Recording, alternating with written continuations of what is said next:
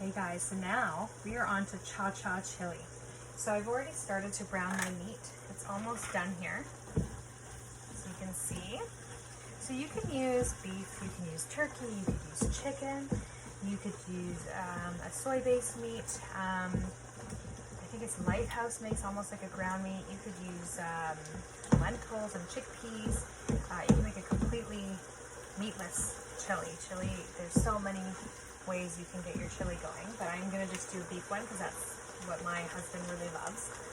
So we've gotten our meat in here, and we're going to add, so I've added a little thing. So on here it just says a can of kidney beans, diced tomatoes, water, simmer.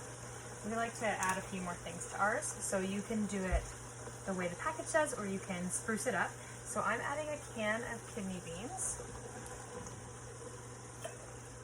I'm adding a can of rinsed and cleaned pinto beans.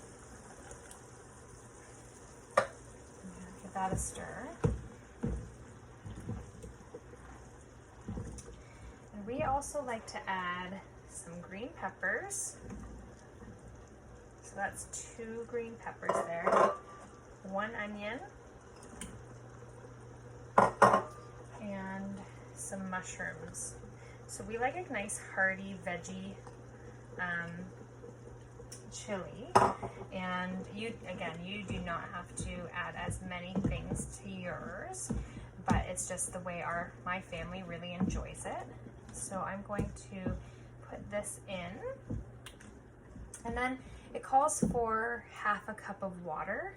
I'm gonna add some beef broth. So I'm using a no salt added beef broth. If you have the Epicure beef broth, you can use that. I'm just using a gluten-free beef broth.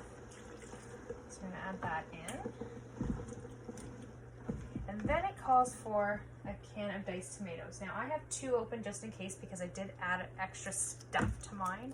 I feel like it could use a little bit more than 1 can. Sometimes I will add almost like a strained tomato to mine, or some tomato paste to help thicken it up.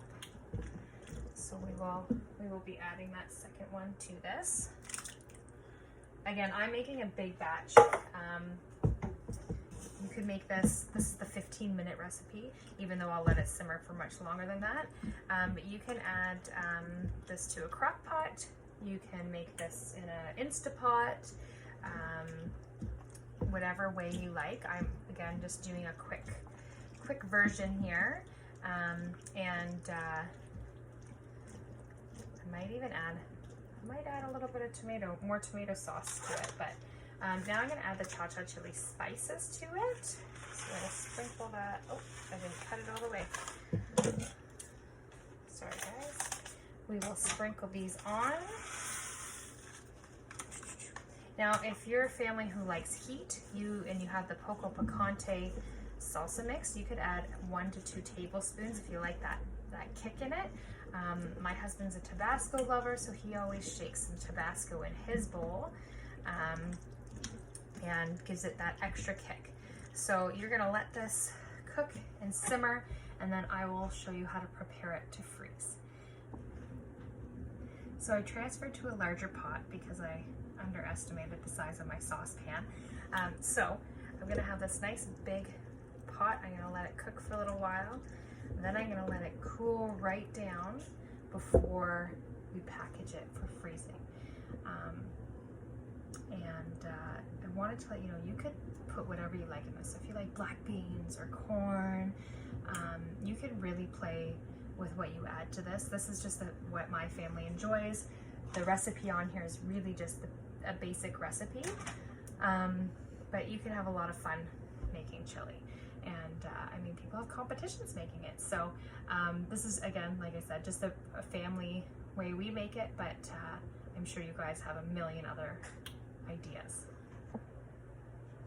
So I have to tell you guys, I did end up adding half of a jar of strained tomatoes to this, because I had added the extra can of beans and veggies. It did need a little bit more liquid. So it's cooking away. I'm gonna let it cool overnight, and then we will package it up tomorrow for the freezer. Hey guys, so I'm back and I wanted to show you how we are going to store this chili. So it has cooled overnight. I'm sorry I had more than this, but I've started doing some packaging to test it out, and my hubby ate some.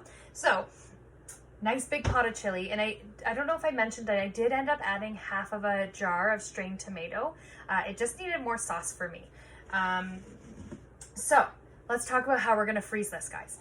So we can use our muffin maker, and you can put half cup portions into freeze, and then once they're frozen, you can pop them out, put them in a baggie, and then you have half cup portions ready to go, ready to serve, and ready to use whatever way you like.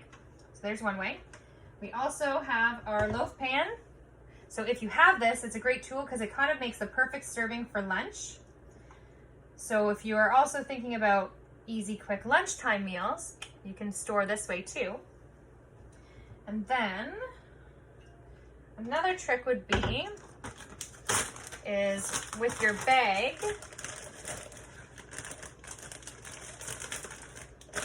you're going to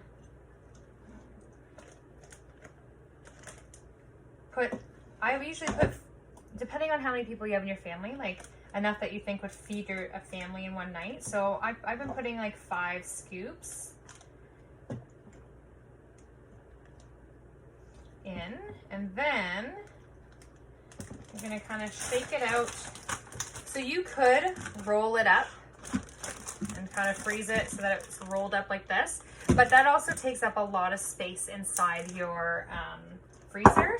So a trick for meals for freezing, especially if they're liquidy like this, is you're going to get your cookie sheet, you're gonna flatten it out. Okay, and you're gonna seal it up. Then you're going to actually take your cookie sheet and put it in the freezer with your freezer meals on them like this. So we have 1, 2, and they're going to freeze nice and flat. And then when you put them in your freezer, because they're frozen, you're gonna take them off this tray, they're going to stay in this shape, and they're gonna conserve so much space in your freezer, especially since we're making so many awesome meals. Now we have a great solution for storage as well. So a couple of ideas of how you can use this chili now that it's all ready to go. So again, you can use any protein you want in this, or you can make it completely vegetable based and have no meat in it at all. So you can make cha-cha turkey chili.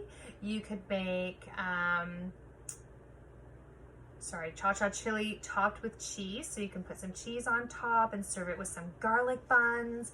You could make a cha-cha chili burrito if you like to make burritos. My husband loves chili dogs, so these half cup portions are great. He would pop that out and just make a chili dog for dinner out of this size here. You could take some of these and put them on nachos and make chili nachos with some Mexican spicy cheese, maybe some guac on there. That would be pretty yummy. You could do chili fries. You can make like a chili pasta, or our mac and cheese, kick it up a notch by adding some chili to that. You could do tacos with it, do chili tacos. You could do, gosh, seasoned soup. You could do a stuffed baked potato. You could do stuffed peppers. You could do like a Tex-Mex lasagna where you're using your noodles and you're lining it with chili and like Tex-Mex cheese. You could do omelets. You could add this to your omelets. You can make like pasta shells and stuff it with chili and cheese. So many great things. And if you have it all ready to go in these servings, guys, it is going to make life so quick and easy. So I hope that you take something away from here, and I didn't just babble on too much.